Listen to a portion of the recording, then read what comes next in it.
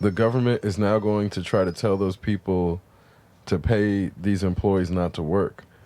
Well, that sounds great if you're an employee, but as soon as those companies run out of money because they didn't have that in their budget, those companies are going to have to shut down en masse. So then those people who were supposed to get paid sick leave don't have a job at all now.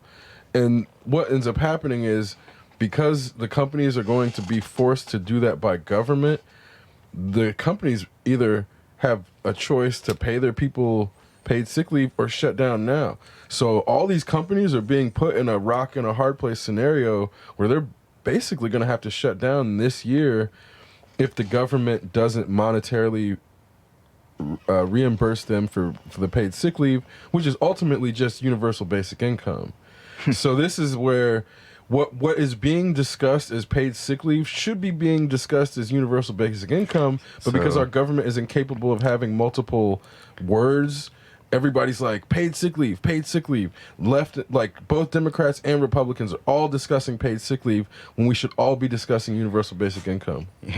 I think if I was a religious person, I'd believe that God was sending in the plague because of all this malarkey. Only if you had a logical view of that, but when those religious people don't want God to negatively affect them, then this shit is just the devil. Yeah, sure. That's how, because those same people I think also I see it as like some kind of dark forces have descended upon our government and have wielded legislation and policy in a way that you're trying to use logic, though. I know, but it seems like antithetical to the way that our Constitution laid it all out. You know, like life, liberty, pursuit of happiness, right. And those things. And we can't really have those things if our society is dissolving at the foundations. No. And if we restrict education or healthcare or just, you know, there's the thing that bothers me the most about the way that things have been handled with this whole pandemic situation is it seems that there are some governments that are just like, this is everything we know, and then our government is like quarantining the information. Mm-hmm. I mean, it's not just the government, because then you have people like New York Times putting information behind paywalls. Well, I mean, for those of you who are unaware, next to the URL in the address bar, there's a little box. It's like it looks like a lock. If you right-click on that, you'll see a thing that says cookies. And if you open that, you can go to the cookies associated to that website, and you can break through the paywall. It's very simple. You delete the cookies, refresh, bada bing, bada boom, the entire story is visible. This used to be common knowledge, but I'm pretty sure that these things are obfuscated fairly heavily now. Or another way to get around the paywall is before their blocker comes up, you can hit Control and A and Control and C, and then go into a Word document and paste the content. There's like multiple ways around the paywall for people who are also trying to get information and then hitting those paywalls. Because again, this is like another area where when people are trying to find out information, actual news outlets are putting information up behind paywalls, and then fucking cyber criminals are putting up free sites that are actually malware. They put up the paywall and they say, we're losing our subscribers and our readership. we don't know what to do. Better charge more money. I mean, oh my god. Seriously, they could probably give it away for free and just include a few more ads in the in the panels to the right and left of the body of the content. That's the way that the rest of the internet generally does things. Yeah. I don't understand why a media giant such as New York Times or WAPO, Washington Post should be able to be like completely funded by Amazon. So at the same time, that model that you're talking about was also exploited by the people selling the ads to make it seem like they had more reach, but then those ads weren't converting. Yeah. So that whole culture of using advertising on the internet as a means of monetization is quickly collapsing, because the people who were selling it as a model didn't actually figure out a way for the people using it to convert, and only cared about getting the ad money and only cared about getting the users clicking. That's like the Yeah, I guess that's And the then, failed implementation of AdSense. yeah, well, because then the click farms come in, and then you get the whole people capitalizing off of that middle aspect, and then they're skewing everybody's numbers. And this again gets back to like when there's a middleman trying to capitalize off of two people needing things that in which the middleman is not invested in either side inherently. It creates entropy, and if that is not kept in check, it starts to quickly spin out of control, and everything within that area is then potentially nothing because it's like malware and it's fake. We're not talking about content creation tools. No. We're not talking about platforms that general. enable people to create like a website. We're talking about software. Anything. Because this gets, if it's like gold we're talking about, well, the middle person is going to be trying to dilute the gold and sell it appearing as if it's the same consistency to then sell to more people. So every time somebody gets in the middle of two people, one person having something and one person needing something, both people on both sides get screwed because of that middle person. Well, that's the argument for the blockchain, the hyperledger based transaction, the trustless transaction. And this is where a lot of people don't really care about the middleman, because Walmart has become the middleman for so many people that it's easy to go to Amazon. There's a couple like Target that everybody's familiar with as the middleman's face that they've become comfortable enough with and have gotten good enough prices on most things that they don't care about the other side and how much the other side is getting screwed. And this is why the middleman also has to have a marketing like gimmick to be like, oh, you're like helping everybody. I think when in reality they're not helping anybody but themselves. What's really interesting about the marketplace that's provided by the retailer, such as the Amazon marketplace or the Walmart marketplace, is that you have this space where somebody who decides they want to bring over a product that they have private labeled, and so they are distributing through this market. Now they're providing free telemetry, real-time information about sales, product information, sales. They're generating information. Well, they're selling, but they're also able to use it and identify what products they need to start carrying more of, diversify, create their own brand of, and then, like in the case of in the case of Amazon, because this is like a known quantity. There's been research done on this. Amazon will go in and buy up the supply chain for that product, so that it costs the person or the company that they got the idea from more money to produce their original product, and eventually they try to push them out of the market. And they've been doing this on like a small scale with smaller products, but I can only see this getting bigger because they ventured into cell phones and tablets, and Alexa is the brain for a smart home. And it's a distributed system too. Oh, dude, this is a good. Okay, this is a really complex thing that I don't think people have thought about. Like, and it's not tangential. Amazon is in everybody's home with Alexa. Oh yeah, and they're watching your kids and when you're not around, and they're listening to your kids when you're not around, and they're giving your kids content when you're not around. I was at a friend's house yesterday, and the kid was like trying to show me Alexa. He's like, the kid's 3 years old, right? He's super excited, like, oh, he's got this favorite song he wants to show me and play on Alexa. He's like, Alexa, play Gangnam Style. He's 3 years old, so he can't really be understood that well. It's like, Alexa's like, playing Taylor Swift Style. So he looks at me confused. This little 3-year-old kid has the awareness to be like, that's not right. Because he knows what he's trying to say. And I'm asking him, I'm like, are you trying to say Gangnam Style?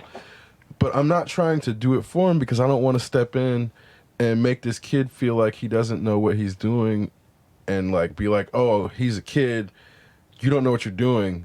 Because that starts to make kids feel like they're not empowered. So I'm like, not going to get in his way. Can't you be like, oh, I love Gangnam Style? Dude, So he goes again. Alexa, play Gangnam Style. Alexa's like, playlist by Kyle. And I look and I'm like, nobody in this house is named Kyle. Who the fuck is Kyle? The song that comes that on, dude who comes out with those monster drinks. dude. The song that comes, it's an interlude that comes on. The first thing out of the thing, fuck these kids, fuck all this shit, fuck. And I'm like, Alexa, play Gangnam Style, and it starts immediately cuts it off and starts playing Gangnam Style. He starts dancing, didn't hear the shit, and I'm like, oh my god, what the fuck just happened? Because clearly, this kid is a kid trying to communicate to Alexa. The thing that came out of Alexa should not have been parental advisory. There's like, if Alexa can hear somebody and articulate what they're trying to say, it should also try to articulate their demographic. And if it's a kid trying to talk to it, it shouldn't be able to spit out some shit like it did. Yeah. And this is where I'm like, Amazon is designing things for people to make their lives easier, but the way that they're designing them, they're not thinking about them in a way that they actually care about that type of shit happening. They don't care about that type of shit That's happening. interesting because like the first time I encountered an Alexa device, I didn't know anything about it, and I was just laughing because I saw the owner was just like, "Hey Alexa, do this. Alexa, what's this?" You know, one of the things. And I said, "Alexa, fire photon torpedoes," and it fires. It makes the photon torpedo sound, and something explodes. It's like, yes, this is the greatest machine ever. And then I tried other, fire phasers, and it didn't do it. And like fire something else. Fire proton torpedoes. Didn't do anything. And so I was like, okay, well, at least they gave me photon torpedoes. But it never occurred to me that there was, like, because I don't think about this thing in terms of kids. I never actually. They don't either. Yeah, I never actually. That's what I'm saying. They don't either, dude. I never actually encounter smart technology around children. Most of the people I know who have kids are like, they'll set up like a laptop for them. Maybe I don't know enough people with kids who have like smart homes. Well, and what you're talking about too is another problem where YouTube has just now finally started catching up on this problem where, a parent will set their kid in front of YouTube and they'll start with a video that they choose, and then YouTube will start going to recommended videos.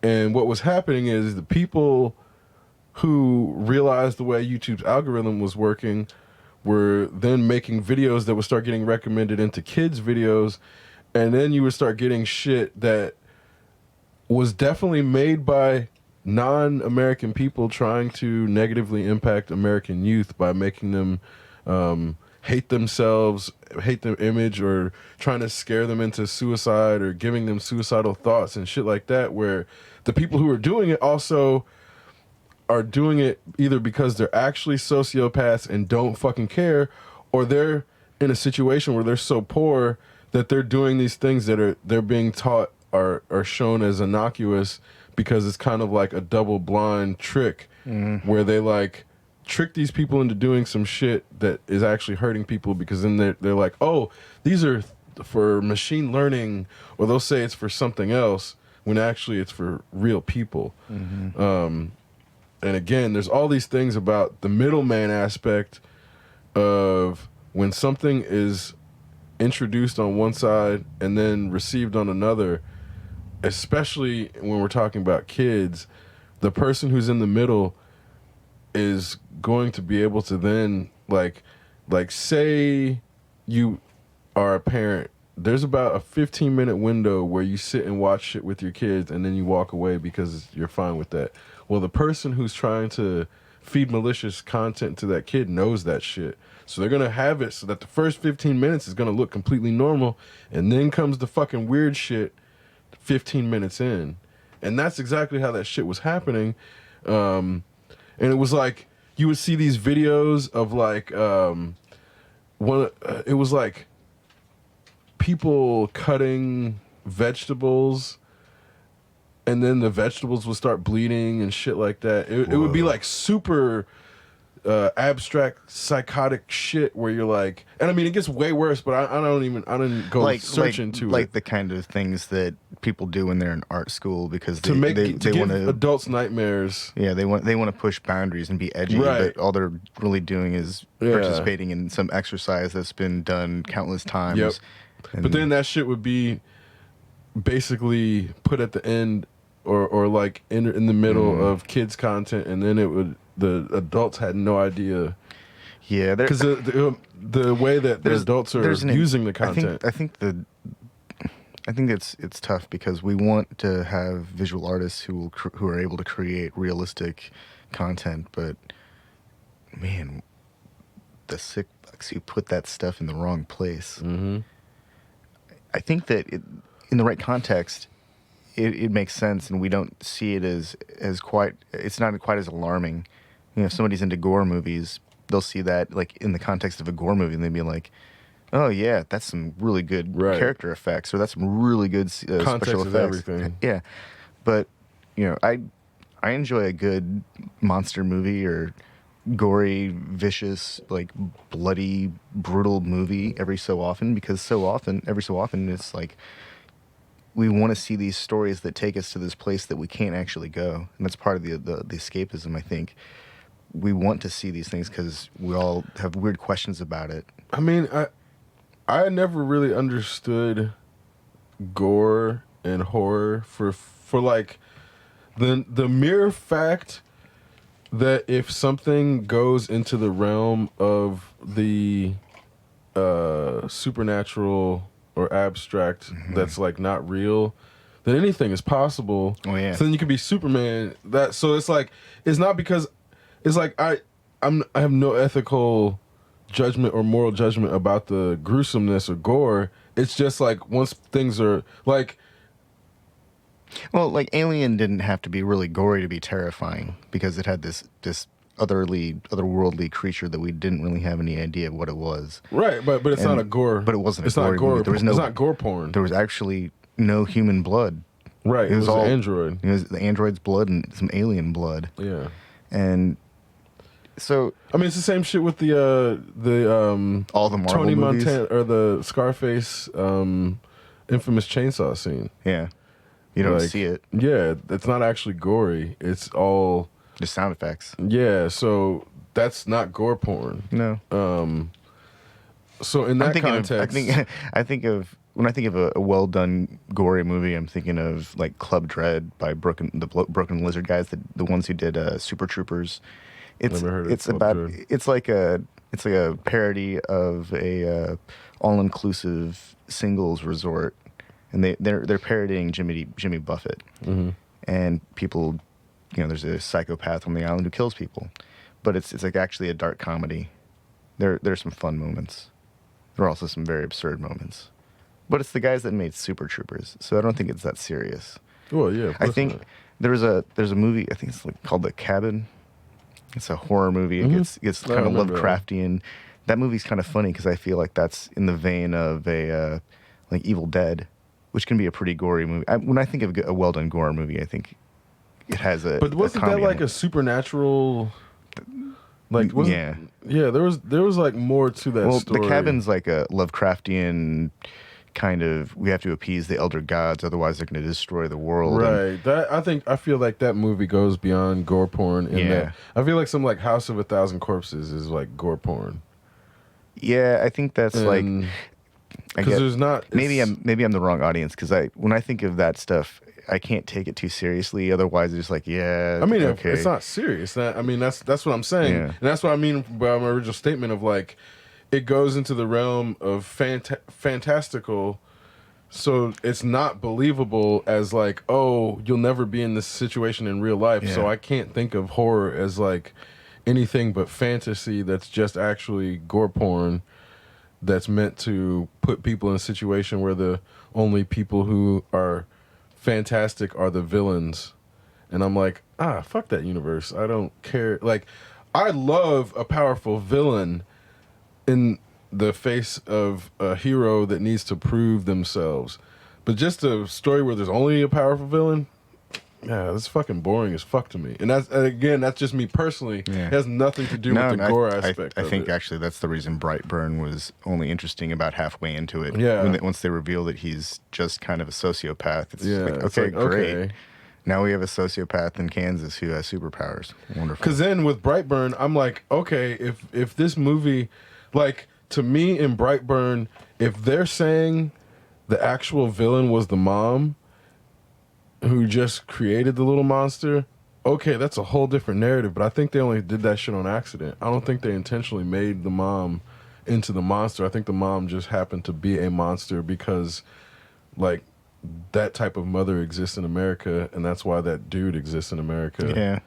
Like, they're so. And again, I don't. If they were more. If they were more self-aware with that message, I would feel like they were intentionally saying that, but I feel like I only saw that because I see it in America. I think that people will see a lot of things in media. Right. I think it's easy. It's like it's the Mandela effect. People have a similar base of experiences with media and stories, and so some conclusions might be logical or easy jumps, easy leap, not too much of a shark to jump over to get to. See, but then also with the shit like the Mandela effect, like I blame that on people half paying attention who also have bad memories. Yeah.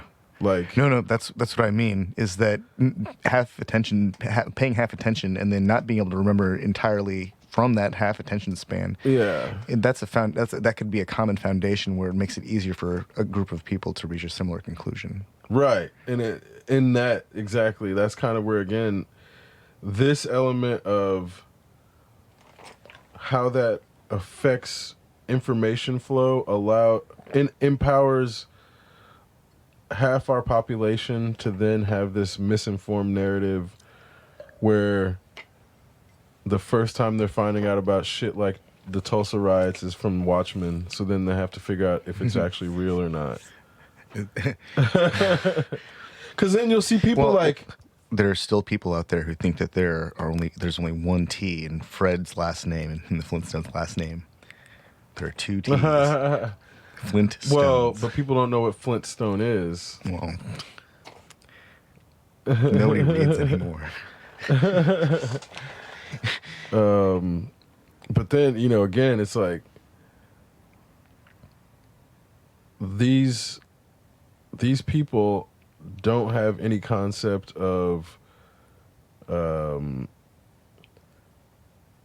conspiracy that's happening to make them not see the conspiracy. So then you'll have these same people being like, oh, America can't pull off the same type of conspiracy that you see in movies or shit like that, and it will never happen here because they've never heard about the Tuskegee experiments. And then it's like, if somebody has never heard about the Tuskegee experiments, then yeah, they would not believe the government is capable of pulling off mass conspiracies and hiding them. I hadn't heard about Oklahoma till like maybe 6 or 7 years ago, and you mentioned it to me, and I was just blown away. But I didn't think that it was beyond our government. It doesn't sound impossible, but it sounds fantastical. It sounds crazy, but then once you start digging, you realize that that wasn't the only city that got firebombed, or that people went through and just set ablaze, or it's not the only place that has mass graves. Yeah, there are quite a few places that got kind of brushed under the rug in terms of our history. They probably don't fit the narrative of a peace-loving democracy. It also doesn't fit the narrative of all these people who want to believe that they're, that this country was built off of hard work and gumption and not exploitation. At the core, it's like... I think hard work and gumption is a very interesting way of describing exploitation. Right, yeah. Yeah. If one side of the table sees hard work and gumption and the other side sees exploitation, somewhere in the middle is the reality. And that's kind of a complex calculus right there. I mean, and then this gets back to the notion of How deep is the indoctrination? how the notion of a billionaire implies that someone could work 1,000 times harder than someone else because they've accumulated 1,000 times more. Well, clearly Jeff Bezos is Lex Luthor and has a fucking like super suit powered by kryptonite. Right. I mean, I'm actually kind of rooting for Bezos to pull off his Amazon moon base. I really am. I think that'd be the coolest thing. I have every expectation that he could get it done faster than NASA. why? Why? Just because he's crazy, right? He I wants mean, to have a moon base. All the technology he'd be using is something that NASA would have invented and the market took and then mass produced. Yeah. You know what I mean? So that's why I'm like, well, yeah, of course he can make it faster if he's just taking the shit that the government invests in and then. Well, isn't that the whole point of handing it over to the private sector? Is to let them throw their resources at things that the government takes too long to mobilize on? I mean, without regulation, yeah. By the time NASA but then gets that's there, also how you start the moon base, and then it explodes halfway through construction because they weren't fucking keeping the right paint on and use fucking flammable shit. Depressurizes too quickly. Exactly. That's exactly how that shit happens. Liquid oxygen starts condensing in the ceiling, and the next thing you know, poof. So yeah, he can do it faster, but that shit's gonna blow up way faster too. And that's the like. When we see our, I really want some kind of Amazon moon base, based mass driver to deliver packages. that'd be great. But I'm saying in the sense of like, the whole reason our global there'd be an Amazon moon warehouse. Anyway. So I mean, the whole reason.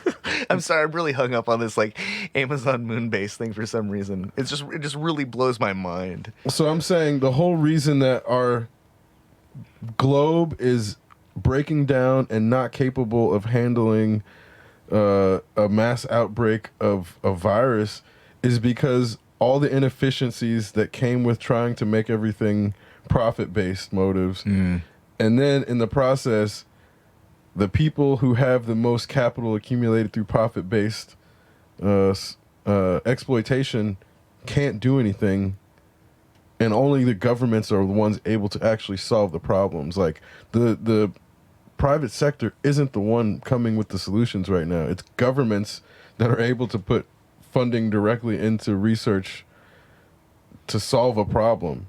Like, it doesn't matter what problem it is. We just have one right now where we see the example being solved by government investment directly into solving the problem.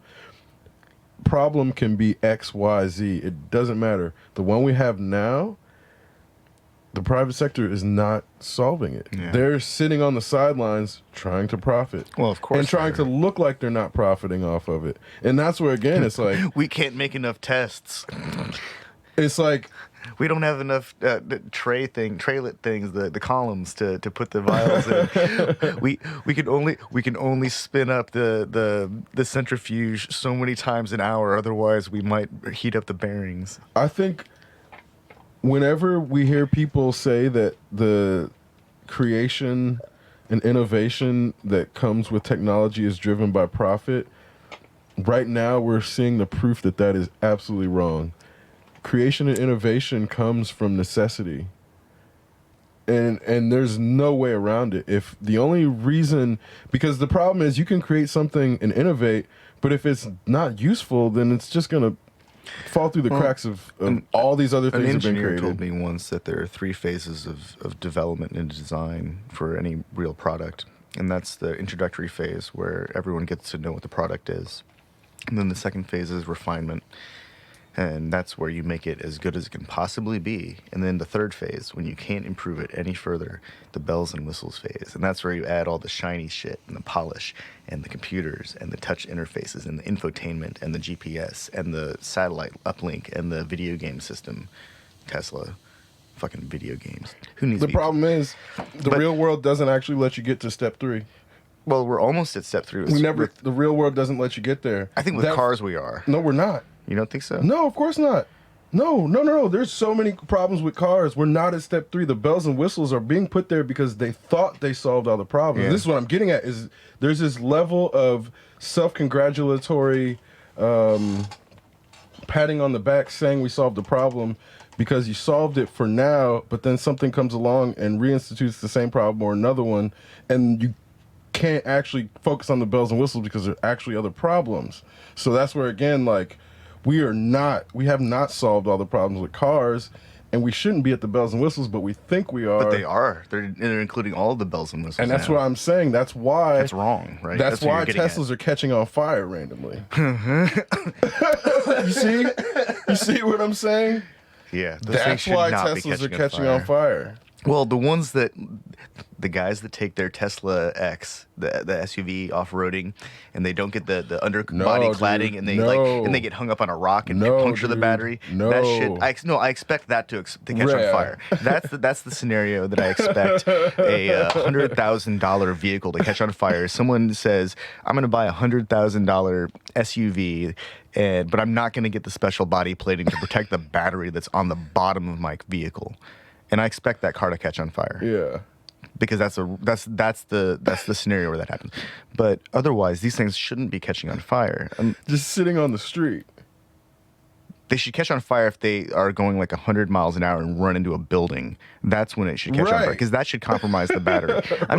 The only time that thing should catch on fire is if the casing that holds all those little cells together, if that thing is compromised. That's the only time that there should ever be any real concern of that happening. Because then what's happening is... Are they charging him on like the wrongs? No, dude. They don't know what the fuck is happening.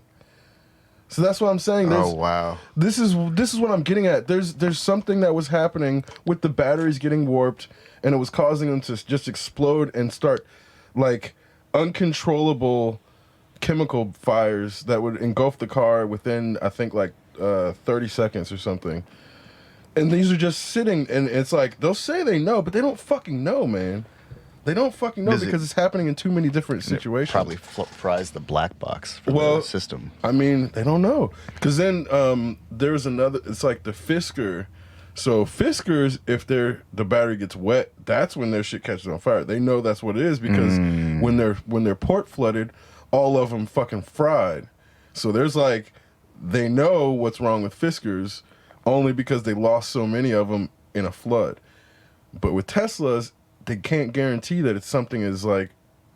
You know, that's interesting because I've seen... I think he's in Massachusetts, but there's a guy that buys, salvageable Tesla bodies that have components that he needs, and he rebuilds the Teslas. And, they're not factory warranted or anything. He's just, like, figuring it out by reverse engineering it or disassembling it and then going and getting the patent application stuff. Yeah. And that's one way to do it, but... He's pulled some that have been flooded, like submerged, and then resuscitates the components. Yeah. So it's not an issue. It's not an issue of water. It's not a construction issue. No. This is a software issue. Maybe. Or maybe it's a manufacturing issue. Maybe. Holy crap. They don't even know. They don't know, man. Because the thing melts itself. Yep. Because it's a chemical fire and it can set the aluminum on fire. So by the time they don't know what starts the fucking shit. So again, that's where, it's like we're in this stage of... So... One of the things I'm doing my dissertation on is the misapplication or lack of application of theoretical study and frameworks put forth by academia into the professional realm and what's being practiced, as to why there's a disconnect between what professionals like the engineer would say, who's working in an industry, versus people who study all of the different failures and try to then synthesize the failures to then say why that approach is flawed.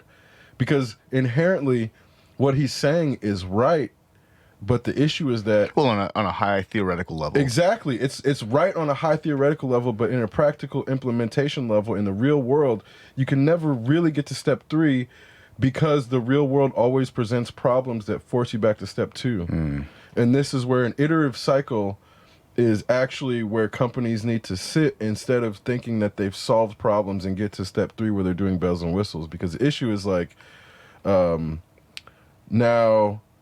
What now? Sorry. One of the when people start to add features and start to look at things and start to say, oh, how can we make this a Swiss Army knife? That's when software starts to stray from actual usage. The feature creep and feature bloat and all of that good and stuff. that's basically step 3 of that bells and whistles. So and it just occurred to me that there is one device I believe to have reached stage 3 successfully, and this is the chopstick. Because in its developmental stage, it's just a pair of sticks. Yeah. And during the refinement phase, you find better materials and better shapes. And then finally, in the third phase, once you've got an array of shapes for a variety of hands and foods, you start adding various finishes. And then eventually, some of them come with a little bow and a tiny little bell attached to them. So then there's like a piano, a guitar. Yeah. You've got there's a few things that have made it to stage 3. Yeah. In the real world, a few. A piano can include an entire synthesizer. Computer monitors? No. No. Oh, no, never. Computers? No. Humans will never be satisfied, even with the incremental increases we get every year with processing power. Because of the changing demands on those things. Yeah. And it's like, okay, go back and try to run a machine from fucking 1985 on the internet today. It won't even. It won't be able to do it. It will only be able to show you the top corner of a banner of a modern web page. Was IBM at a place in 1985 where they could go to the bells and whistle stage? They would have told you that shit in the boardroom. But looking back in 2020, fuck, they were nowhere. We'd like to show you our latest development: the 3-button mouse. Self on the back. This will revolutionize the GUI and the human user interface. The 3-button mouse will enable you to open up a context menu and adjust your scroll rate simultaneously. 3-button mouse, IBM. Yeah, man. I mean, it's shit like that where, you know. What was their? They had OS2 back then, back in those days, right? Or OS1. They had like that blue screened operating system. Oh yeah, it was that's like old school. Yeah. But shit, man. Word processors, they would have told you they had that shit down because there's this demand of corporate culture that says. We have to be at a certain spot in order to appear that way for speculators and investor. I'll use those words synonymously, speculator/investors, to then look at us as being better than our competitors. We have to appear confident in the bells and whistle stage. So this is kind of where the need for people to look like they've added Chrome accents. We need to find someone to supply us with Chrome. Dog, all everything that's not like Gibson guitars is now shown to be the emperor with no clothes. Yeah. Sony, when Sony was getting hacked, they were fucking standing there naked in front of us trying like not to get us to laugh at them standing there naked. And they did a good job about making people forget. But they had a whole movie that they couldn't release because fucking North Korea, who we say is a bullshit-ass nation... North Korea is not a bullshit-ass nation. Holy shit. They've got they proved it. They proved it. I mean, I've said this before, but North Korea has their own version of Linux that's coded entirely in whatever North Korean version of computer language that they use. They've got a computer language that we can't even decipher. And they've got computer scientists who can read our computer language. Yeah. Like... Yeah, the narrative's all fucked because people are made to believe things that they don't question. I highly suspect that anyone outside of North Korea even knows how to use that computer operating system. I mean, because then you think about their population and how small their population is and the fact that we actually worry about them at all. Yeah. And the same with fucking Russia, man. You would think Russia's population is like bigger than ours. They're smaller than Brazil and Nigeria, bro. Yeah. It's like 140 fucking million people. They got a lot of oil, though. But they influence our shit more, if not, or as much, if not more, than China. Yeah. which is fucking 4 times our size. I guess 5 almost now. I think that's just a reflection of China's desire to conduct trade. They just want the Silk Road to reemerge. Yeah. That's really what it is. Yeah. I mean, again, I think, you know, I don't know their internal workings, but just judging from the actions. Yeah, they have a globalist viewpoint. Yeah. They have no choice but to have a globalist viewpoint. So I think it's not that they're working in everybody's best interest. They have no choice but to make it so that everybody at least survives. Mm-hmm. Because if we don't survive, then they don't have anybody to fucking trade with. Yeah. They can't just be this nation that exists. I know people in America think that shit's possible because of all the zombie stories and fetishes that they've had about everybody else dying. When the West makes a movie like World War Z, where practically everyone dies, and then China makes a movie like Wandering Earth, where it's all about banding together to ensure the survival of the human race, I think that's a perfect example. That's the biggest teller that I could think of. Oh my God. The difference, the dramatic difference in the type of end of humanity stories and that the are coming days out are different, way different. In the West, it's zombie apocalypse and bioterrorism, and in the East, it's like our sun's gonna blow up. We need to move our planet to Alpha Centauri where we can survive. Yeah, let's do this. Well, because then this gets back to people not thinking about culture in an abstract manner, because the fetish with doomsday prepping and zombie stories is basically like Americans can't wait to shoot and eat their neighbors. When you really break it down, that's what Americans are like. They're fucking prepping for that shit. They're like, oh, zombie apocalypse, I'm ready.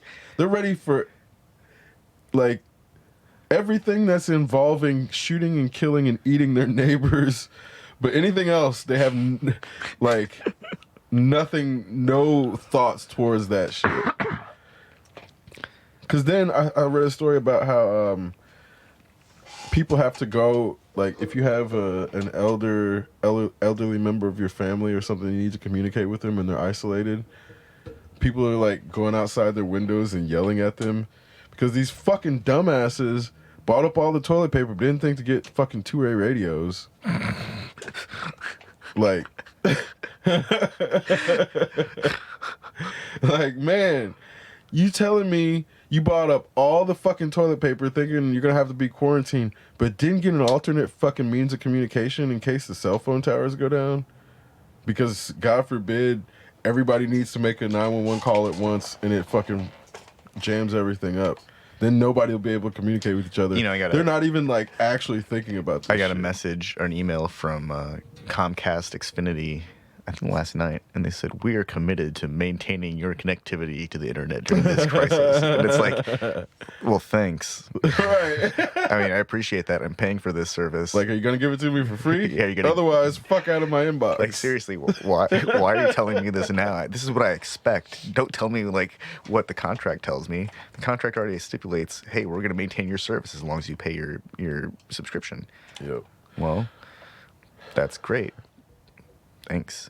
Well, this shit should be a utility in the first place. Maybe it means that they're going to make the entire infrastructure 20% more robust overnight. They're just going to flip a little button on their configuration. They removed the cap, dog. Oh, they did? Yeah.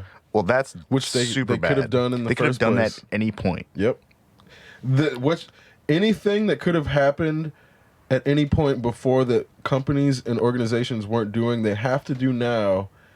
And now they're saying it's because of the outbreak and the fucking panic, but they could have done it the whole time. Yeah. And this is where I'm like, bring on 2021, because that shit, we're never going back. Yeah. As a society, we're never going back to that inefficiency. We're never going back to the shit that was bogging us down before. Because like, when people get 2 months of silence from fucking advertising and they realize that advertising has been bogging down their brains, and now there's nothing that's being advertised to because people can't go and record new advertisements, and the fucking TV studios can't do that shit. There's gonna be such a shit, like the shift in global consciousness that we've all been waiting for is going to be forced upon us because the inability of the media to continue feeding us fucking bullshit. Well, I hope that we get some new music. And by new music, I mean music that is not influenced by anything made within the last 20 years.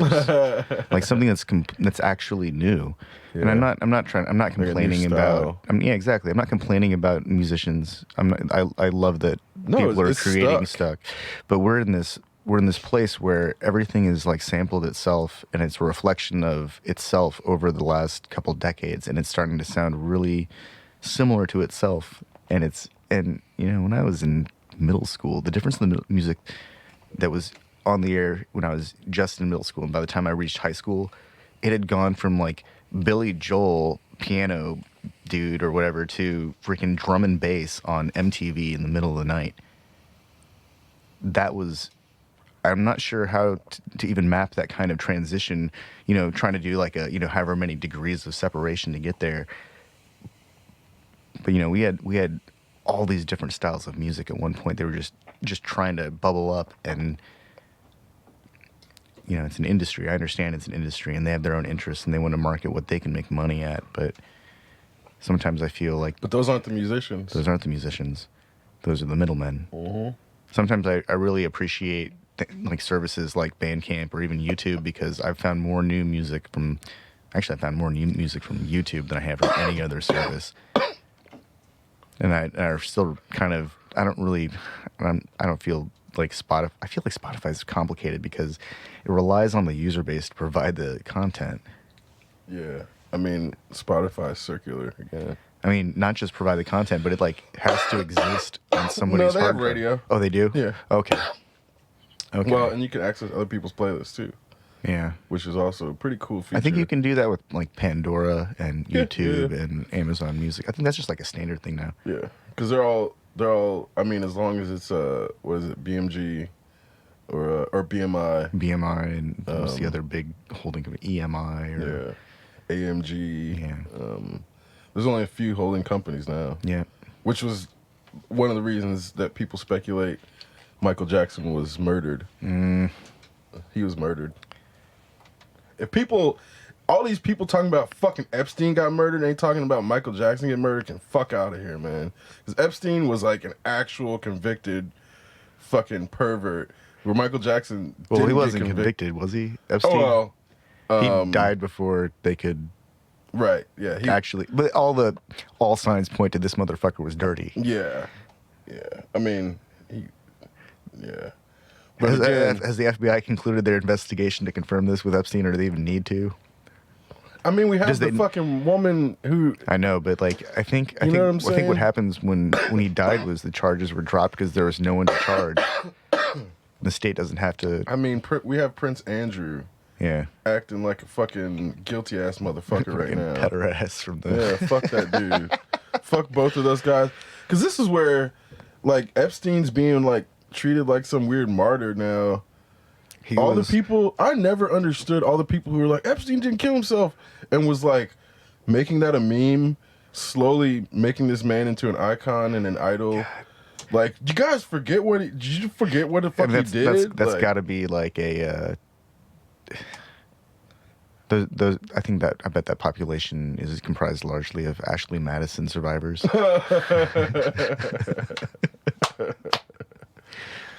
Oh man, as scandals go, that was pretty tame. Yeah, but that shit disappeared pretty quick too. Yeah, but that was a laundry list of names. Yeah. Well, even then, it's like.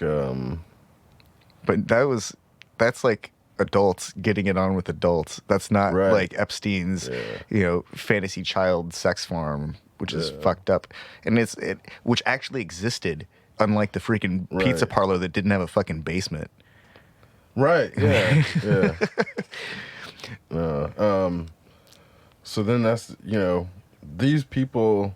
They're not going to be shooting up basementless pizza parlors. Those people are the same ones that are then not taking this shit seriously. Yeah.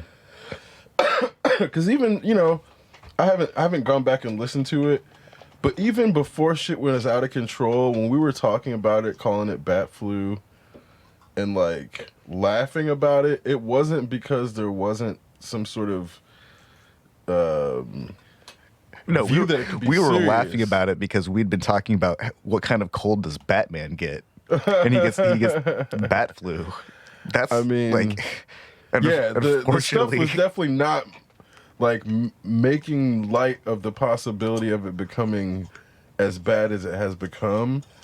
And I think that's where there's a whole segment of people who are like, "Oh, this is just like the flu." It was like, no, it's well, way you more didn't take the flu contagious. seriously in the first place.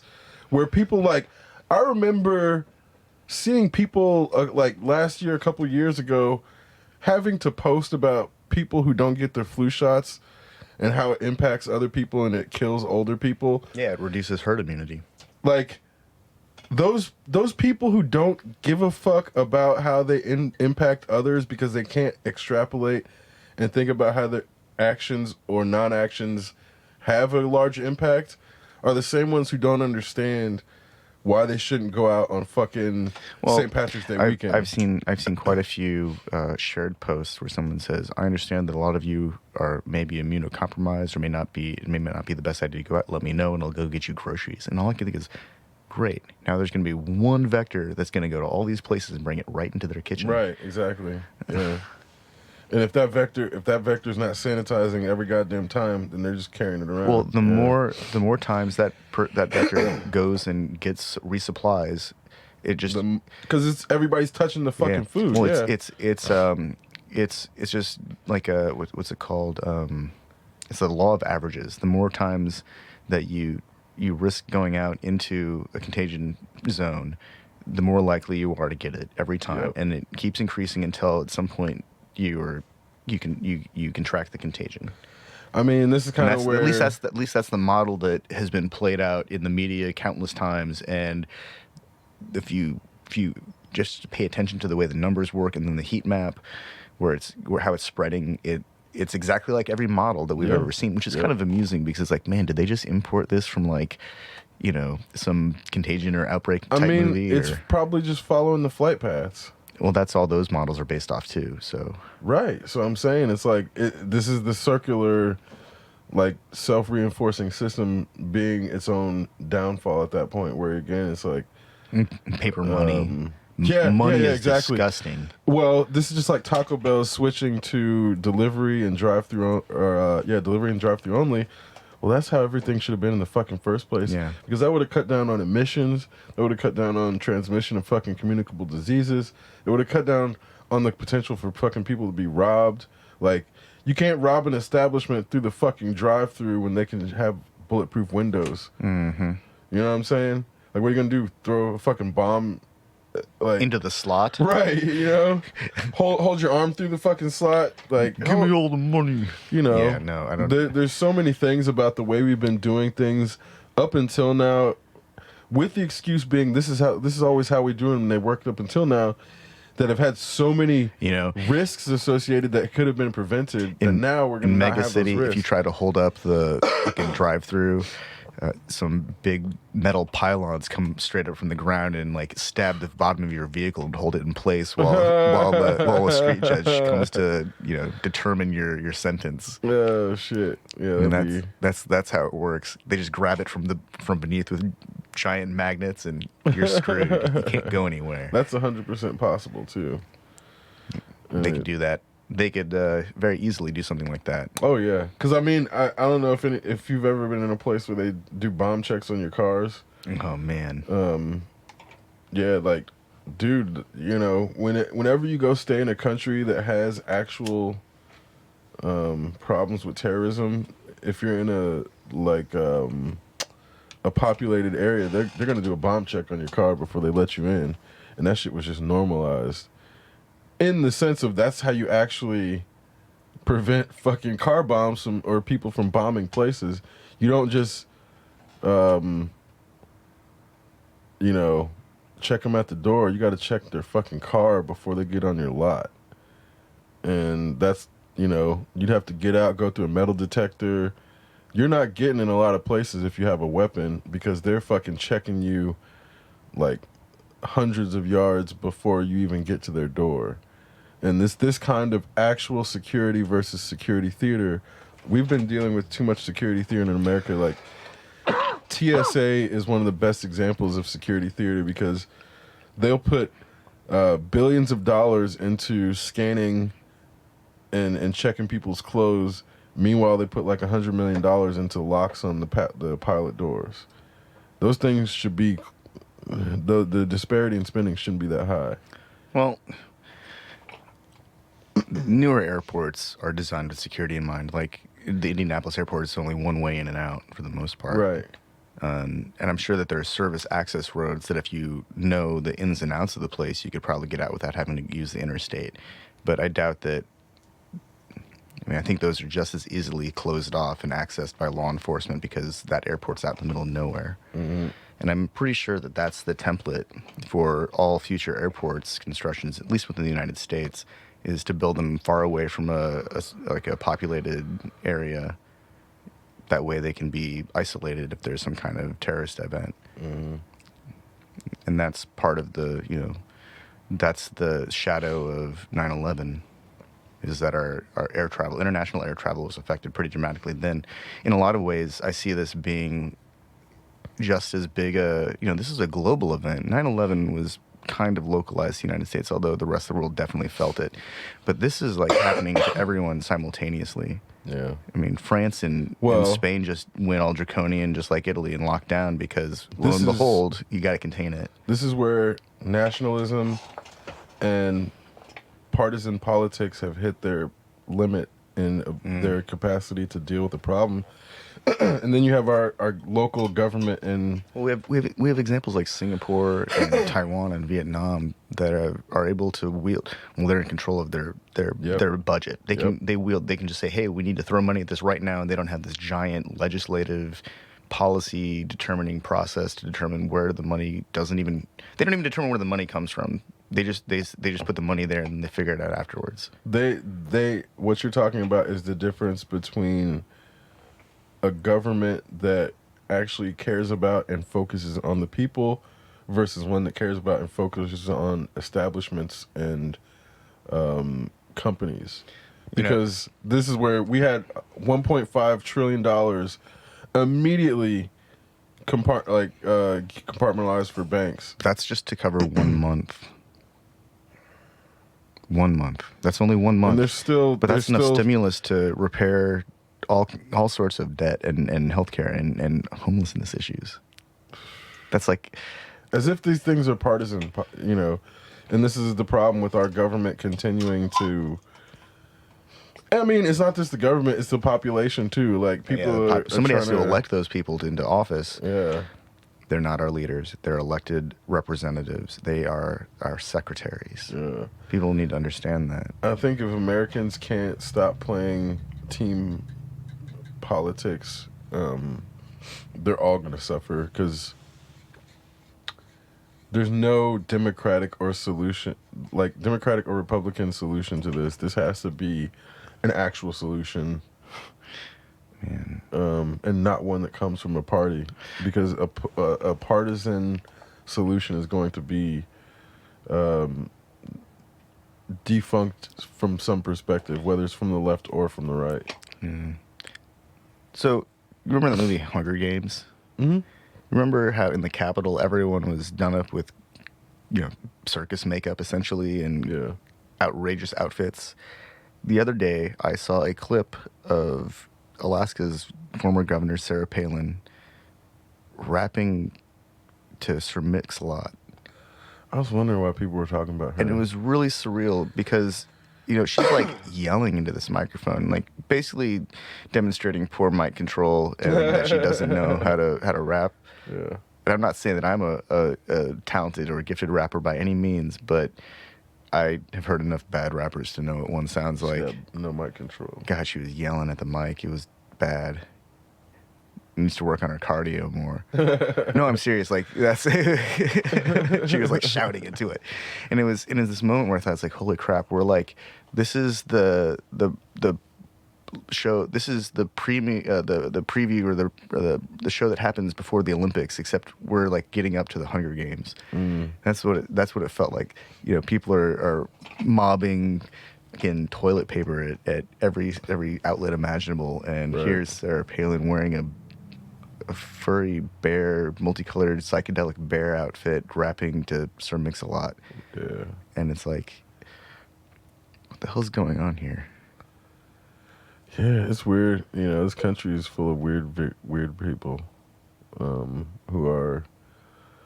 I don't know if it's escapism or if it's like they are just devoid of the capacity to know when it's time to be serious and when it's time to like dick around. Because again, this is where it's like I don't know. I don't think she has any position of power anymore. So it's like, yeah, whatever. She's just a citizen now. Go make a fucking TikTok and sing Sir Mix-a-Lot, whatever. But then you see our elected officials doing similar shit where I don't blame Americans for being born into a situation where they're constantly bombarded by entertainment and not able to get out of a culture of personality that's obsessed with material things. But there is a point where you can blame Americans for not getting out of that cycle. And now that we're all being forced out of that cycle, I'm not going to chastise people for not getting out of it because that's not going to help. Because then what ends up happening is if you try to reprimand people for not making a change that they should have made, then they'll just go back to their old ways. Well, people have to be shown all the alternative or the options. Yeah.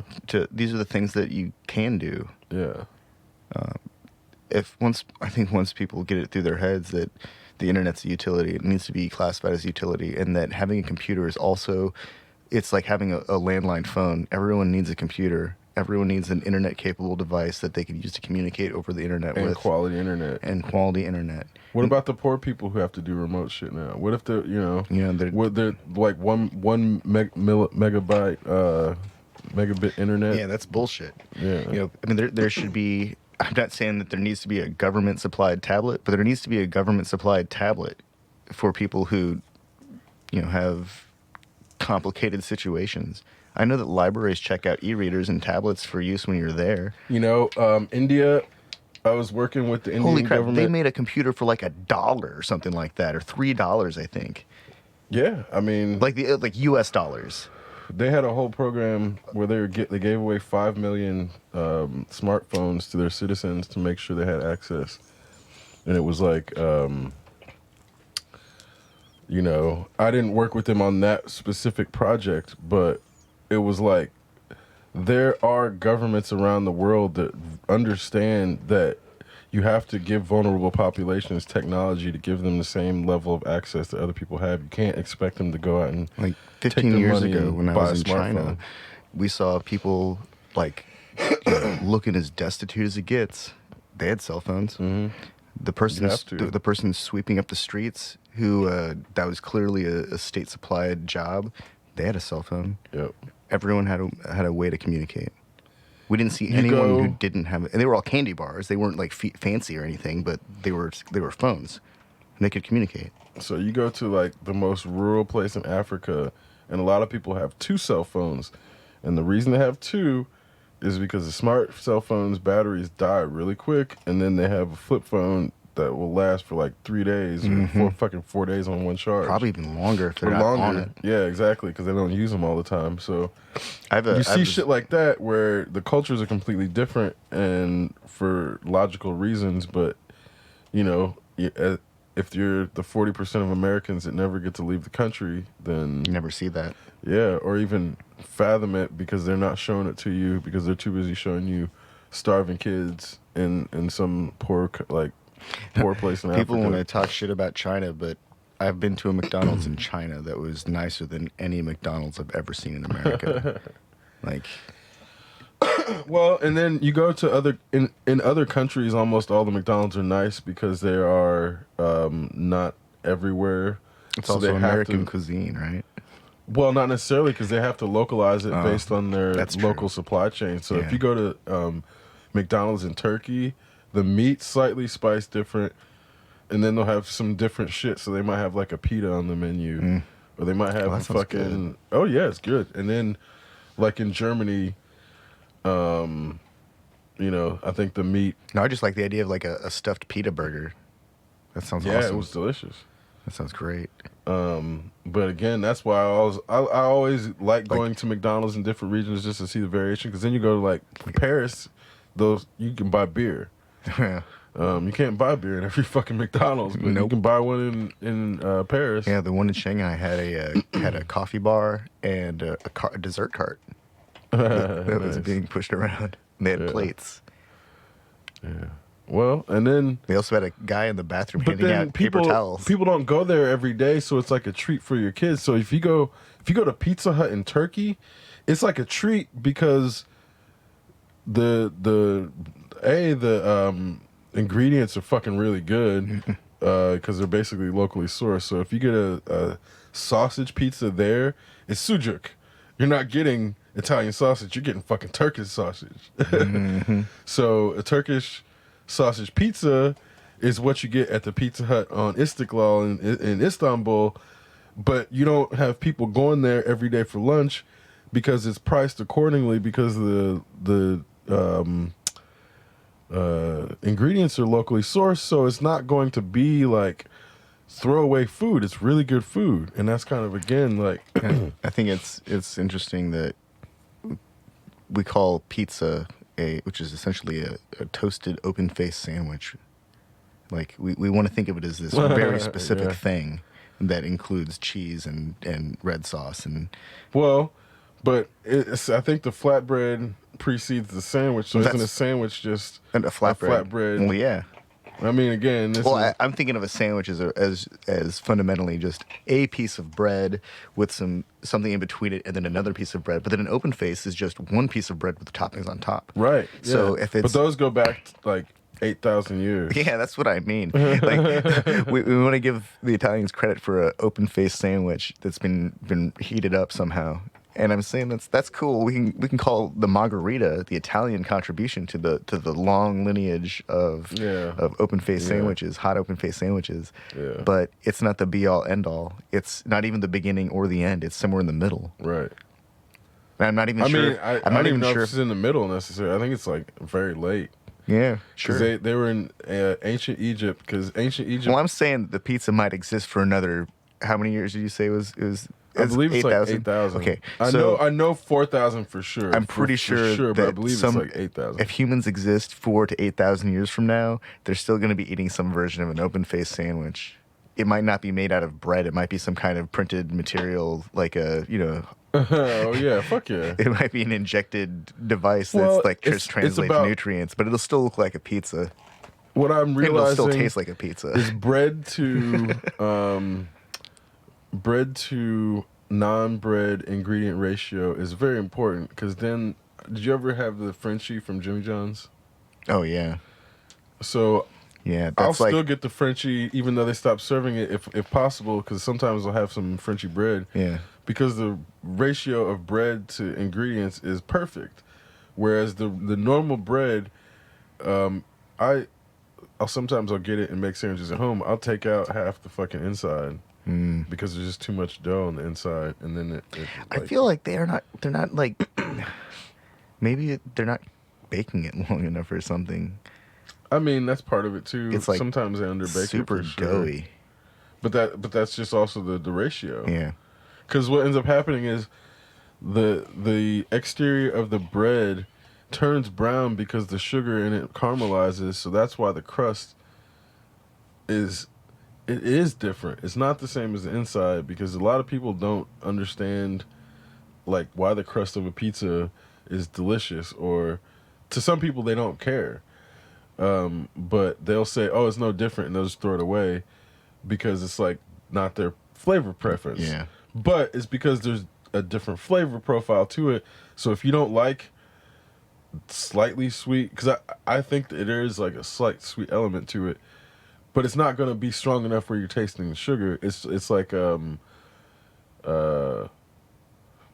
I'm trying to think. The difference between an underbaked cookie and a cookie that's baked exactly the right amount of time, because the crisp that comes with the caramelization is also, it's like the texture element that goes with it too. So again, it's like if you don't like the actual texture of caramelization and because there's a slight crunch to it, then you're not going to like the crust of breads most likely. And then because this is, there's people who will tear the crust off of just regular sliced bread and not eat that because they don't like the crust of that bread, and it's that extreme. And it's like, I understand it because the crust is different. It's not the same as the fucking. Well, not all breads are baked the same way.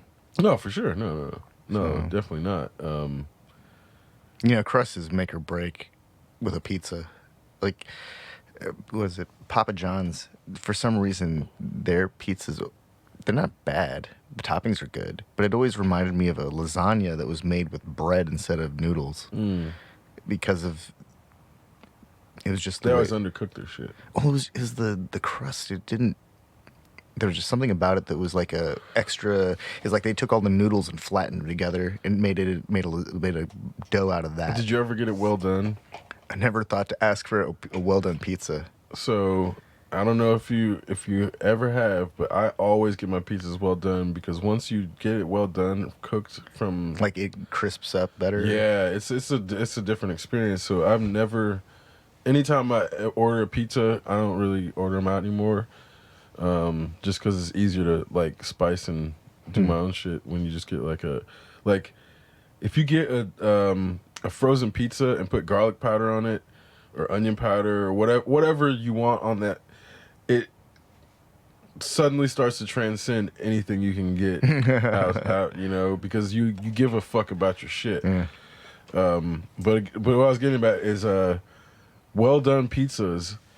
It's like if you haven't gotten a pizza well done from a place, you haven't gotten their pizza, because it's a completely different experience because the bread gets caramelized. It turns into a toast. Yeah. It's a completely different experience, and then that's where again I don't do Papa John's just because their whole patois. It's not that I don't like their pizza, but it's because I get their shit well done. Because if it's undercooked, that shit'll make you sick real quick. Well, the entire portfolio was built by some dude who did some unsavory shit, right? Yeah. And so even if it's under new management, that entire portfolio was still created and built by somebody who did some unsavory shit. Well, and I remember the very reason I actually stopped buying from there is because they added a delivery fee that they don't give to their drivers. Once I found that, I was like, no, fuck that. Man, I wonder if that's how it is with Domino's. Probably. Bastards. I like Domino's. You hear that, you guys? You got to start paying your drivers. I mean, they're making money hand over fist on those pizzas. Doesn't go directly to the driver, where you're like, they would make so much more money if the delivery fees went directly to them, when the delivery fee wasn't there in the first place. So when it got to, I'm old enough to remember when delivery fees didn't used to exist, and once I found out that they don't fucking go directly to the driver, I stopped getting delivery for the most part. Bastard. They're just ripping people off, man. This is a fucking middleman yet again, because then you find out a lot of these delivery places, or the places getting delivery, are using third parties. So, and then third parties aren't paying the guys the delivery fees either. I've always thought it was interesting. For a short period of time, I was interested in becoming a private courier, and so picking up someone's package and delivering it someplace. And you got to get a pretty serious business insurance policy for your car, because sometimes you're transporting blood or money. My dad did that, and it's not just like, oh yeah, I'm gonna take this thing over to the shop. I mean, sometimes it's like somebody waiting on a surgery that you have to do some shit. Yeah, and you gotta like take a kidney or some shit. Yeah, and it's like straight up, and you got to be quick about it too. And so for a while I was interested in this, and there's a whole lot to that industry that's like time based, and we don't think about it because our own the USPS has expanded its service, and we have companies that exist like UPS or FedEx or DHL, and these are large companies that can absorb the cost of operating their vehicles, but that only works on like a giant scale where they're maintaining the same type of vehicle multiple times, and so they can save money on certain things, and then they know that certain components will wear out faster, and they can predict more accurately the maintenance cycles of their vehicles. But a single vehicle operator, that seems like the worst end of that kind of economy, because how can one person compete against some behemoth multinational? No, they can't. I mean, it's. I'm sure that there are plenty of very successful private couriers. I'm sure that they're, I mean, happy with what they're accomplishing, but like, I feel like FedEx is one of those companies that people don't even realize how expansive their network is, and they own their own planes, and they I think they lease or own their own landing facilities. UPS owns train yards. One of them will go, I think, pretty much anywhere. Yeah. Anywhere that has an address. One of them is, I think it's UPS. I mean, that stuff's crazy. Which is fucking insane. I mean, in countries in which they operate, because then there's countries in which we have sanctions against, like, you can't UPS something to Iran. I don't think. I think DHL is the one, because they're I think they're a German company. I think they can ship things anywhere. Oh yeah, then I mean that's probably the one that can go anywhere. But between FedEx and UPS, one is like almost anywhere. Yeah, because they were like advertising that shit in the 90s, but I just can't I can't remember which one it was. I think it was UPS though. I can see it being FedEx, because there was that joke commercial where they had Tom Hanks deliver the box that he didn't open the whole time that the character was on the Castaway Island, and he delivers it. The lady opens up and is like, "Oh, it's that satellite phone." Yeah, he's maybe. Like, well, thanks. Yeah, maybe it was FedEx. Or maybe both of them. Maybe, yeah, I'm sure they do. I mean, they. Well, and then that's another thing is they have less restrictions on them, so then you can mail shit like drones internationally that you can't mail through. Well, FedEx, because they own their own airplanes and airports, and lease their own landing services, they've got their own network. Yep. I think that's what Bezos was trying to do. I think they were projecting for Amazon at some point was that he was going to invest heavily into that kind of delivery mechanism. Yeah. Like a physical delivery system. And then it turned out, then they added that whole like, basically like a lift for Amazon packages and deliver packages for Amazon in your car. And I think that at one point there was going to be some pilot program where you gave Amazon the ability to access the trunk of your vehicle so they could place things in the back of your car. It's like, what the fuck? Really? Yeah. I mean, I get it. Alexa's everywhere. But man, that's just like one step too far. Yeah. Alexa shouldn't be in the car. Oh, man. Cars should be autonomous. If they're going to make them autonomous, they shouldn't have anything that relies on the internet. They should be updated regularly. It has to have a redundancy that can work without the internet. Yeah. It has to be. It should be able to create an Internet of Things. Well, that's what it should be able to do. And in that, you're right in that it has to have, if it's connected to the internet, that has to be isolated from the rest of its systems. Yeah. Otherwise, it can be compromised via the internet. And then it has to have an IOTA subsystem so that it can communicate with other cars in the street and the street lamps. Which should be completely disconnected. Which is also from the other internet connection. Yeah, that just communicates information to the drive line systems. I actually created a pitch and sent it to the DoD with something that was like along those lines. Yeah, there are so many things that are like we take for granted. I think this is very, very well exemplified very well with the recent coronavirus heat maps, where I've seen several different stories now over the past couple of days about like, don't go to these heat maps because they install malware. and really they're designed to look like the John Hopkins backed website heat map, which doesn't ask you to install anything. It just runs in HTML5, I think. Yeah. And so bada bing, bada boom, and it's beautiful. It gives you all the information you need. There's a few other up to date, more up to the minute, updated sites. Which I think they're just like copying that. But they're just feeding information off of the John Hopkins website, the real-time API information. Yep. And the heat map doesn't update as quickly because it's being hit by millions and millions of people every second, and millions of API calls every second. So it's those servers are taking a pretty big hit. But there are people out there who have been writing executables that require somebody at the receiving end to launch. And I just want to make sure that everyone knows that it's generally not a good idea. You should be suspicious of any website that asks you to install an executable unless you absolutely trust that vendor. And then, like, by trust a vendor, I mean the software, a company's hardware that you've purchased, or that company has a reputation for providing a solid product.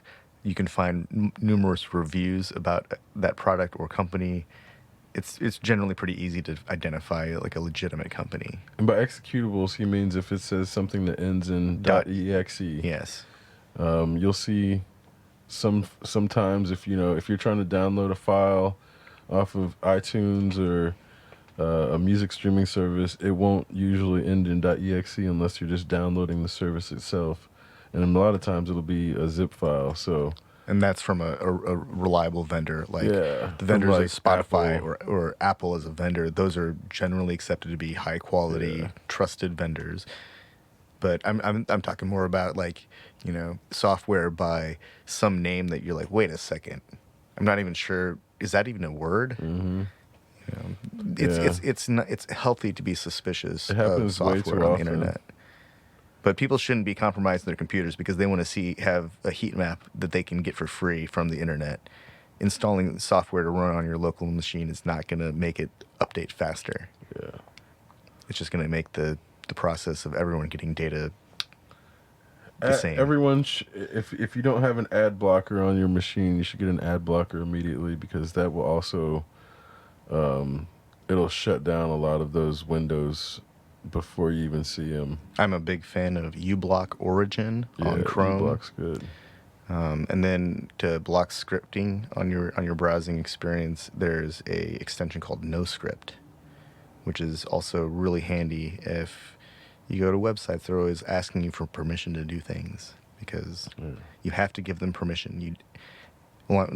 You have to give them permission to run, and you do not have to give them permission at all to access a website all the time. Yeah. Some websites will require that you do that. Typically, it's like some video they want to run, but I think that's like the price you pay at certain websites, is you have to watch an ad. Yeah.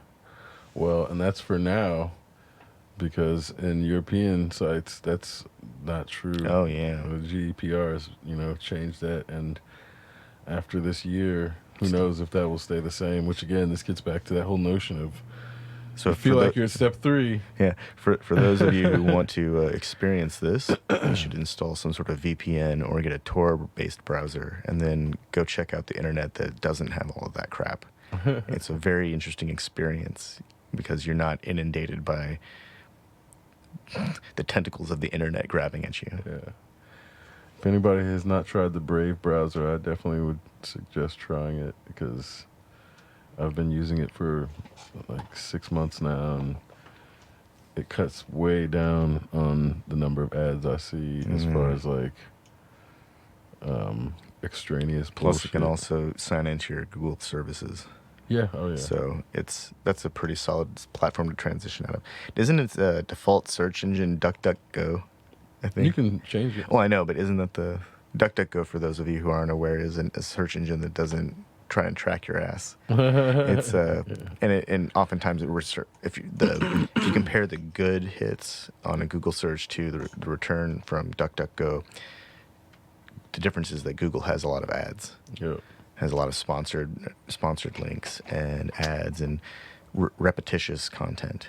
Like Google will definitely show you like 3 or 4 different links to the same forum, just different posts within a forum. Mm-hmm. And DuckDuckGo, I feel like, they do a good job of presenting information. Yeah. It's hard for people to switch out of Google, though. They don't see, like... Oh, man, Google's tentacles run so deep. Yeah. I think everyone that I know, their first real email address that they've kept, not if not Yahoo, because nobody still uses, like, Xsite or any of the other, now kind of decaying search engines.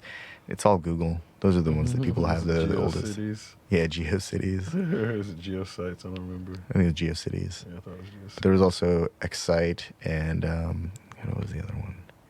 There were a bunch of them. There were a bunch of social networks before LiveJournal even that failed to take off because they were all, I don't know, some of them were so cartoony I couldn't take it seriously. Yeah. Yeah, man, 90s internet's really funny to look at now. It looks like Windows 8 sometimes. Right, yeah. all those flat panels and squares. Graphics cards couldn't do. And what's crazy is when you look at old websites, like I think the Bob Dole website was running for a while, it might even be running now. But the Bob Dole website was left running long after his presidential campaign. And so it's this like weird internet time capsule. That's funny. I'm sure that it's like on the Internet Archive because it was running forever. Wayback Machine. Yeah. Have you ever gone back and looked at Ross Perot's or Ralph Nader's policies? It's pretty insane how far ahead of the curve those dudes were and how much they got ridiculed. Because Ralph Nader was a huge environmentalist. And then Ross Perot was all about computerizing the economy. But then he got turned into a joke because of Saturday Night Live. And nobody took him seriously anymore after Saturday Night Live started mocking him, which is crazy to see that now, how much influence that shit actually had on people's perceptions. Cause like, yeah, man, there are times when I think about it, it's like, compared to what we've got now, Ross Perot wasn't all that radical. No, not at all. And he actually had good ideas. He just was a businessman, which we already have one now. So it's like, that's crazy. People weren't ready for it then, but they can deal with this version of it now. Yeah. Well, he was actually one that was talking about solving the problems that... Wait, Ralph Nader was the guy that wrote the book about that Chevrolet, the Corvair. It was unsafe at any speed. Well, the car's engine was in the back of the trunk, like behind the rear wheels. It was just asking to spin around. And apparently that's what happened. People would like drive them around and then the rear end would swing out and they'd get T-boned or they'd go flying off the road and hit a tree. And most of them were convertibles, so they would hit the trunk would hit the tree and they'd swing up and smash the whole car up against it. That's why there aren't very many of them. Yeah. They're real interesting looking, but they're really weird. And it's not like a Porsche 911 with the engine in the back where somehow they managed to make a really well-balanced sports car that can do all sorts of crazy feats of physics. It's a car that people died in. He was really big on road safety, like highway safety, I think, and like there's something else. I remember reading a lot about Ralph Nader when he was running for president, but I also remember feeling like his ideas weren't gonna fly. Oh yeah, like the way that people, when he came out, you're like, oh yeah, they're not electing this dude. Yeah, like they were just, this isn't gonna work. But then what was strange is because he was he was the Green Party, right? Well, years later when the Green Party reemerges, it's like, wait a second, these people aren't anything like Ralph Nader. No, what's going on here? Yeah, they got hijacked. So they stole the their party in name only. Yeah, there's a lot of identity hijacking that's been going on in America in the last, I guess, 70 years now. Oh, I thought you were gonna say something like 300 years. Well, I mean, it's been hardcore. Well, that's not inaccurate. But I mean, in the more immediate sense of the empire trying to actively overturn recent history and... this is where you get the people on the internet trying to talk about issues that relate to minorities and shit like that, where they're clearly right wing white people, well, right wing males, because it's very well, not that women don't do it, but it's always right wing people that are trying to say like how minorities should feel about something, or whether Cherokee should be offended about Elizabeth Warren or shit like that, where you're like, nobody needs to hear your opinion, but you're entitled to it because of the First Amendment. I get that. But guess what? We're all going to have documentation of this dumbass shit you're saying. So if you get fired from a job for a tweet you made, that's going to, now people are actually getting the repercussions of racism in a way where, on the one hand, I really think it's possible that the people who have been the mediators and creators of platforms could have easily gotten rid of the racism and misogyny that exists, and like the anti-LGBTQ, just the anti-liberty, the anti-human element of the internet that exists. But they want to act like slurs are only saying the N-word or the F-word, or it's only racism if you catch somebody saying nigger. Like, that's how these institutions have treated their moderation of the internet. And even then, they haven't moderated in a lot of cases. What a rigid interpretation of what those things are. Yeah. So that's kind of where failure to communicate what those concepts actually mean. That's like a big, I think that's a big social problem, actually. The failure of our society to communicate the severity of what these concepts represent. And it's not just strict definitions found in books or iconography created by the media, or even what's represented within like scholastic literature. It's a much more complex issue, and it can't just be like written in stone as this is all it is and ever will be, because that's why we get idiots who think that reverse racism can exist. Right.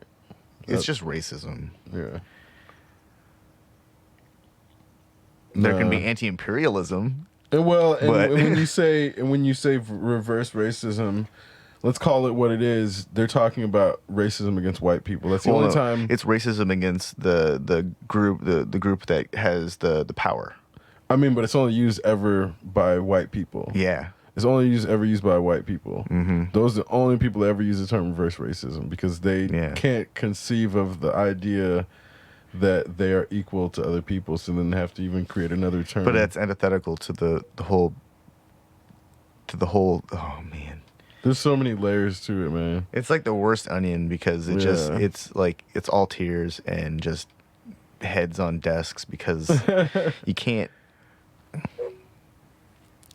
It's an institutional problem that's been socialized so deeply, and our entire country is built upon the success of people enslaving people, and we can't even have that real dialogue in the open, because people get offended by it, because they think that it's someone is attacking their great grandpappy or something. Which I kind of am. I mean, it might be the case, because but they're not their great grandpappy, and they probably have never met that person. They probably have no idea what that person's like. They have stories, but they're gonna defend them. Yeah, that person might have been a real dick. But we don't know. Probably was a real dick. They owned slaves. I mean, fuck that guy. But that's the thing, is that, it'd be like trying to defend Charlemagne. Right. I mean, seriously, the guy was a fantastic conqueror, and has stories. Fantastic conqueror. but let's be real. The guy was a murderer and a rapist, and so like defend Charlemagne. Like, let's. I mean, does anyone want to try? Let's be. There's a line of white people. Does anyone want to actually defend Genghis Khan? A line of white people ready to do both. Yeah, sure there are. Because they listen to Joe Rogan. Well, Charlemagne was a murderer and a rapist, and Boba Fett was a clone, and let's see what else. That first Wolverine Origins movie sucked, and the second one was marginally improved. Yeah, pretty much all of them. X-Men stuff sucked. except for First Class. Then Dark Phoenix sucked. Went Yeah. back to sucking. I tried to watch that and I couldn't finish it. I finished it. No, but it like I said, it finished playing, but I wasn't watching it. I by the gave time it a ended. 7 out of 10 because I didn't have to pay for it. I pirated it. But if I would have paid for it, I would have gave it a 5. Yeah, I don't even remember how it ends. Like, I don't either.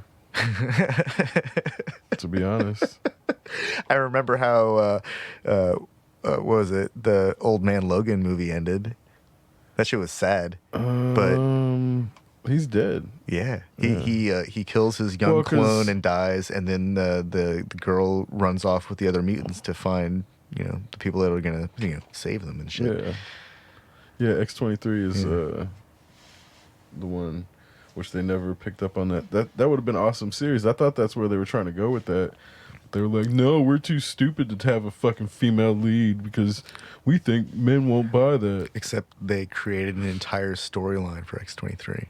It's already written. Right. The storyboards are already there. They just gotta they've got an actress. All they've got to do is translate it. I thought that's where they were going. I was so disappointed when those dumbasses were like, nope, we're just going to focus on the men. This is a man story. Well, and Hugh Jackman's like, I'm done. And then and apparently he's not done. Of course he's not. He can't fit. Yeah, well. What the fuck else is he going to do? He's tried to be a serious actor several times. Nobody wants that shit. Yeah. Nobody wants that shit. They want him to Once you become Wolverine, that's it for the rest of the time. That's why Christopher Reeve died Superman. Nobody wanted to see him fucking doing serious shit. He went serious shit too. Yeah. Nobody wanted to see that. He did serious shit before Superman. He did? Yeah. Oh, God. And it's like no one remembers that. Nobody remembers anything but Superman for Christopher Reeve. And the horse accident. Right, exactly. Because that's what toppled to Superman. But that's not the only shit he did at all. He was like actually a serious actor. But nobody remembers. Nobody cares about that shit. There's a movie with Hugh Jackman where he's like being... his nemesis is Christian Bale, and he goes to see Tesla. He did stage theater too, right? For a second. Yeah. What was it? Les Mis, I thought. But I don't remember. I think so. Was. No, he's like a serious. He is a serious actor. Nobody cares. I can't remember the name. He did a movie with Christian Bale where they were like magicians or something like that, and they have a Tesla moment where Tesla is creating a transportation device, but it creates clones and kills people. You know why you can't remember the title? Because the movie. Because Wolverine overshadows everything else he does. Yeah. Like that shit. It was probably a really awesome movie. There were some pretty cool moments in it. I've heard about it, but I can't remember what it's called. That's going to bother me. And I'm not going to look it up, even though the internet's right behind me. Right. I think it's more fun like this. Well, it'll come to you in probably like 24 hours. That's what I've found is my window and shit like that. Is like because I've done that as natural exercise to see how long it takes for thoughts to come to me. Because I enjoyed the movie. I remembered enough of it to give a brief synopsis. But there, like I said, there's other shit. There's so much other shit in his career that is more important, and it all has to do with Wolverine. That you don't. This shit is like 24 hours of fucking indexing, file searching away. Maybe you'll get it in less. I wonder how many people were upset when they focused too much of the X3 movie on Wolverine and Jean Grey.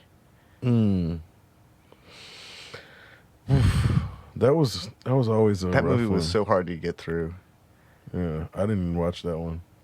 Well, I mean, their relationship was just a rough one, just because like it didn't make any sense on the screen. No, it's like they're trying to tap into the animated series, but they pushed it too far and too hard.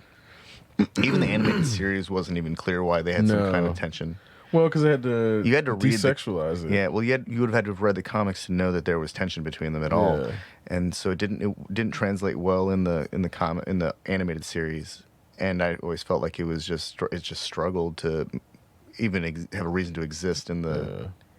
Well, and then also it's also a very sign of the time storyline. Because now everybody be like, damn, Wolverine's a fucking creeper, man. Just lay off. She friend zoned you, bro. Like, chill. Chill. Also, with having a rogue be like all into him and shit, that's like not I think that was a messed up storyline. She was like couldn't get away from him. She was a very integral. He was a very integral part of the development of her character. Yeah. He stabs her because she wakes him up, and then she almost kills him. Right. Yeah. Yeah. Nah, man. There's a whole lot. Because then there's even like there's a storyline. I forget. I think it was like that's early a really 2000s. weird like displaced father figure story. Well, they did a story with like Peter Parker and Logan switch bodies. Oh, whoa! And then Logan makes out with Mary Jane. Like, whoa. Yeah, because Peter's still a teenager at the time, so it's like they did some weird shit in the comics. It's super questionable now. Where then you look at the culture and it's like, man, Peter wouldn't have done that for years on his own. No, at all. No, and that's kind of where that's one of those like, Peter, what's gotten into you? Exactly. That I think that's almost like the panel. What you said is some shit like that. Like, of course it is. And that's kind of where, it's super predictable misogyny, but. Well, I mean, they had a character like named Flash Thompson who was a bully and eventually became an astronaut somehow. Like, what the fuck? Yeah. Yeah, I don't know. Bully culture is such an American thing that we think that is everywhere because they show it as if it's like, oh, you go to space and there's space bullies. No, but seriously, only in 80s Spider-Man comics does the football playing high school jock bully football high school jock become an astronaut. Yep. What a twisted world. I mean, that's like a weird foreshadowing of Biff Tannen's future in Back to the Future 2. Yeah. Which again, that's a perfect example of that bully culture being in the media where Biff just represented everybody's boss. Yeah. He's the dude that's going out like fucking trying to sexually assault Marty's mom and shit. Like, that's that dude. And I think at the time Biff Tannen was so ubiquitous that's why that character works, and I think that's kind of where everybody's happy that we're not there anymore and it's not in the media anymore, so we don't have to get reminded of that period. And I think it's good for kids to look at that shit just to see how different times were. But so I see this in threads where people make the claim that Biff Tannen was modeled after Donald Trump. I'm not sure how much accuracy that is. Yeah, I don't think so. I think that's kind of like future Biff. Yeah, I think it's a stretch. Yeah. Just because it was like, at the time, Donald Trump was more like left wing. I think he was a Democrat at the time, actually. Mm-hmm. Which is something that doesn't get talked about very often. Yeah. That he's. So I definitely don't think that was modeled after Donald Trump. Yeah. Because he's been racist since the 80s, like openly for sure. Yeah. But he was like I think he supported Hillary Clinton or the Clintons up until. Yeah, there were pictures of him and Good King Bill and Hillary together. Right. Well, I mean, I think he was like an open, because he was like pro gay stuff. Pro-gay stuff. Yeah, I mean, but that's in the context of a left wing that instituted "Don't Ask, Don't Tell." People forget that shit. That's some left wing shit, man. We've come a long way, a very long way. Yeah, not long enough. Exceptional Radio.